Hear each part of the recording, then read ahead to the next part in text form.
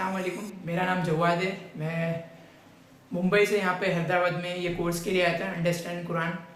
अल्हम्दुलिल्लाह काफ़ी इससे मेरे को समझ में आया, दीन इस्लाम का सही कॉन्सेप्ट भी इससे काफ़ी मेरी कॉन्सेप्ट क्लियर हुए। और अल्हम्दुलिल्लाह यहाँ का इन्वायरमेंट भी बहुत अच्छा लगा। और मैं असल में वहाँ मुंबई में एक अरबिक कोर्स कर रहा था, वहाँ पर 1 साल मैंने लगाया। लेकिन अल्हम्दुलिल्लाह बड़ी बात नहीं है कि 10 दिन का जो मैंने ये कैंप अटेंड किया, कोर्स जो किया, अल्हम्दुलिल्लाह वो 1 साल के मुकाबले में इसकी अगर उसको कंपेयर ना किया जाए तो बहुत अच्छा हुआ। अल्हम्दुलिल्लाह 10 दिन का जो कोर्स हुआ उसमें बहुत ज़बरदस्त तरीके से डॉक्टर साहब ने उसके अंदर तरतीब रखी, जिससे नमाज़ों में मुझे काफ़ी सूरे समझने आने लगे।